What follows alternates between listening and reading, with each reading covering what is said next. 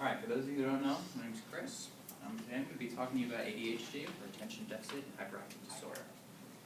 So, what's in store? So, today I'm going to be talking about the definition of ADHD, hallmark symptoms, different types, treatment options, ADHD versus ADD, the two are not synonymous, interesting points and facts, and who would have thought? Some people you may not have thought of that ADHD and what they've done. So, what is ADHD?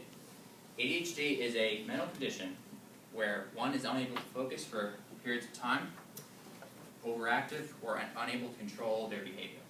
Or it can be a combination of these. So, ADHD usually occurs in early childhood. Ages range from 3 to 7, and it usually ends at about adolescence. In some cases, though, it can persist through adolescence and into adulthood. Symptoms. ADHD symptoms can include, but are not limited to, short attention span, easily distractible, and difficulty controlling impulses. Those are according to credible medical experts on this. Now, these are the most common symptoms. But there are a wide variety of other symptoms that have been reported.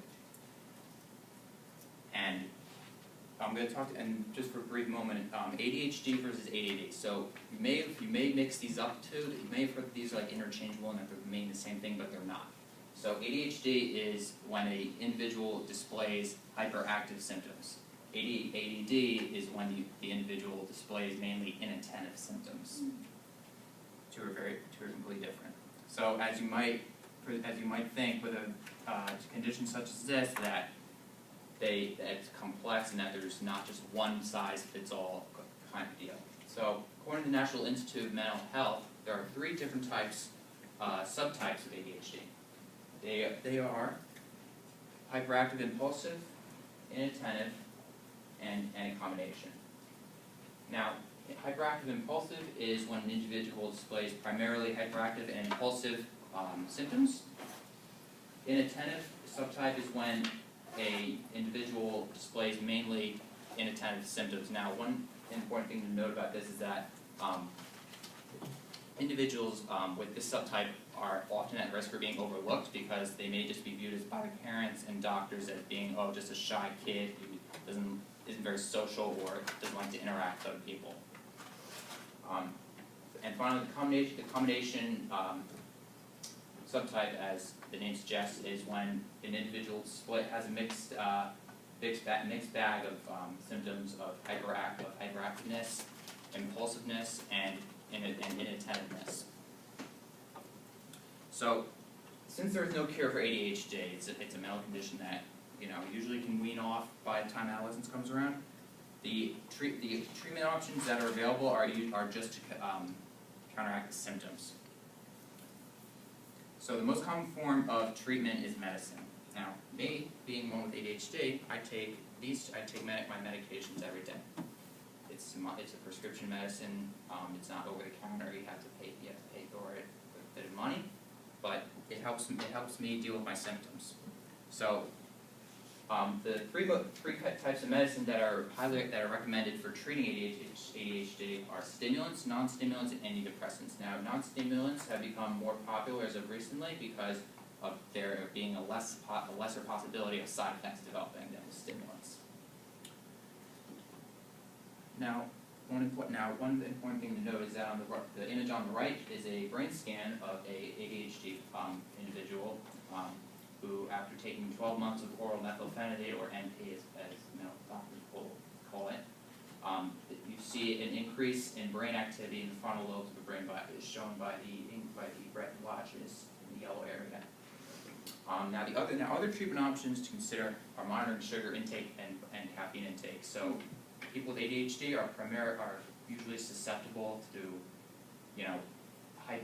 being more hyperactive with sugar, when they have increased sugar intake and caffeine intake in particular.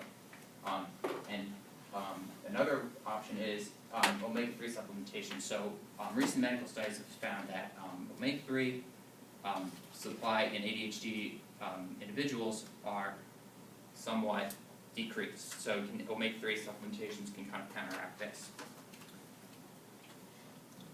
So, did you know that boys are 4 times at risk to develop ADHD than girls? No one knows why this is the case. It's just a medical phenomenon that medical researchers are trying to crack down on. One of the most common neurodevelopmental disorders in children, that is according to the Center for Disease Control. Those who exhibit more inattentive symptoms, as I mentioned before, are more likely to be diagnosed with ADD. And one fact I found particularly startling is that 1 in 5 children are affected by ADHD in the United States. That's 1/5 of our population.